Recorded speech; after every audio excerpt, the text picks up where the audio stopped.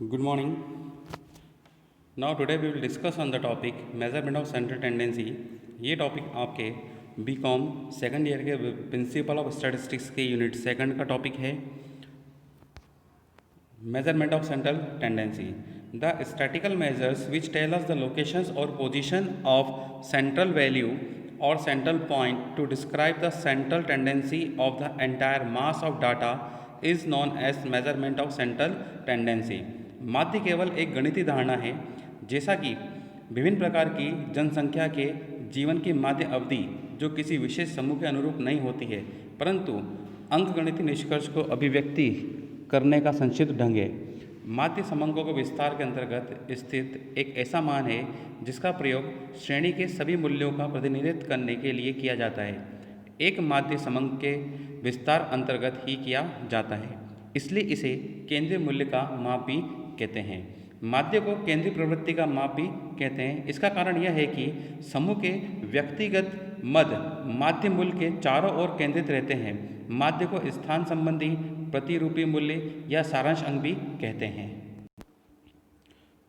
Features of ideal average. एक आदर्श माध्य के गुण क्या क्या होते हैं? तो सबसे पहला आ रहा है it should be rigidly defined. ये दृढ़ता से परिभाषित होना चाहिए, अर्थात इसकी परिभाषा स्पष्ट शब्दों में होनी चाहिए। It should be easily understandable. ये सरलता से समझने योग्य होना चाहिए। Third, it should be least affected by fluctuation of sampling. इसे प्रतिचयन के घट और बढ़ से कम प्रभावित होना चाहिए। मतलब जो भी सैंपल्स हैं उसमें अगर कोई फ्लक्चुएशन हो रहा है तो उससे कम प्रभावित होना चाहिए। It should be capable of algebraic treatment. ये बीजीय प्रतिपादन के योग्य होना चाहिए। It should be least affected by extreme value. चरम मानों से न्यूनतम प्रभावित होना चाहिए, मतलब कम से कम ये एक्सट्रीम वैल्यू से प्रभावित होना चाहिए। It's calculation should be based on all observations and should be easy. इसकी गणना सभी ऑब्जर्वेशंस पर आधारित होना चाहिए और सरल होना चाहिए। Function of average to present a brief picture. संक्षिप्त चित्र प्रस्तुत करना। The average represent the brief pictures of the series. It is not possible to carry each item of a huge series, but it is easy to carry a single value in the form of its average. For example, data related to the national income, population, industrial production of India. Means माध्य संपूर्ण समंक माला का संक्षिप्त चित्र प्रस्तुत करते हैं। एक बड़ी समंक माला के प्रत्येक पद को ध्यान में रखना संभव नहीं होता, लेकिन इसके माध्य के रूप में एक संख्या को ध्यान में रखना आसान होता है, जैसे भारत के राष्ट्रीय आय, जनसंख्या, औद्योगिक उत्पादन आदि संबंधित समंक। Second, basis of statistical analysis. की विवेचन का आधार।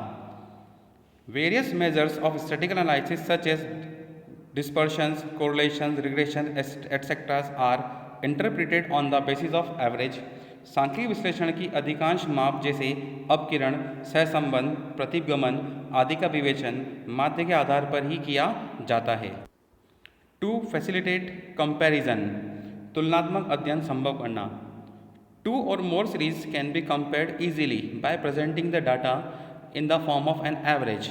For example, if it is compare the income of people of India and America, it is not possible to compare the income of each person, but it become possible to compare the average income of both countries. Means समंकों को माध्य के रूप में प्रस्तुत करने पर दो या अधिक समंक मालाओं के मध्य आसानी से तुलना की जा सकती है। जैसे भारत व अमेरिका के लोगों की आय के मध्य तुलना करनी हो तो प्रत्येक व्यक्ति की आय की तुलना करना असंभव कार्य है, किंतु दोनों देशों की औसत आय मीन्स एवरेज इनकम यह तुलना करना हमारे लिए संभव हो सकता है।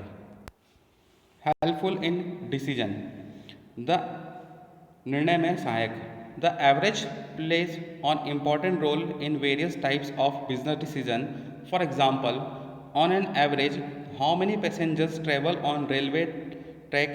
It is decided to increase or decrease the number of trains on that track by this. अनेक प्रकार के व्यावसायिक निर्णयों में माध्य प्रमुख भूमिका निभाता है। उदाहरण के लिए किसी रेल मार्ग पर औसत कितने यात्री सफ़र करते हैं इस सूचना से उस रेल मार्ग पर चलने वाली रेलों की संख्या में वृद्धि अथवा कमी का निर्णय किया जाता है। Base of mathematical. If we have to represent two different series in mathematical shape, we take the help of average. If it is said that the income of American people is more than the income of Indian people, a clear-cut knowledge is not obtained from it. But if we present the data of income per person of both the countries in the form of average, knowledge will be more clear and valid. Means दो विभिन्न समंकमालाओं को यदि अंकगणितीय स्वरूप में प्रस्तुत करना हो तो माध्य की ही सहायता ली जाती है। यदि ये कहा जाए कि अमेरिका के व्यक्तियों की आय भारत के व्यक्ति की आय की तुलना में अत्यधिक है तो इससे कोई स्पष्ट जानकारी प्राप्त नहीं होती, लेकिन यदि औसत रूप में दोनों देशों की प्रति व्यक्ति आय के समंक प्रस्तुत करें तो जानकारी अधिक स्पष्ट तथा विश्वसनीय होती है।